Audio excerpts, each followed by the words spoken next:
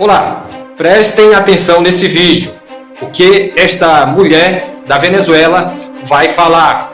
Porque eu já vi um monte de gente da esquerda falar um monte de besteira e defender o Nicolás Maduro e dizer que a Venezuela é um país soberano e que o Nicolás Maduro é o presidente interino da Venezuela. Só que o Nicolás Maduro, ele é um ditador que vive de torturar, e a esquerda agora está colocando o Nicolás Maduro como um santo. Então, preste atenção nesse vídeo, vocês de esquerda, tá? Você não é venezuelano, não opine. Estamos há anos invadidos. Por russos, chineses, iranianos e cubanos explorando nossos recursos. Agora vem você se preocupar com o petróleo que os venezuelanos nem sequer vemos. Porque não há nem gás para cozinhar, nem gasolina para os carros, nem para asfaltar as ruas. Então não opine.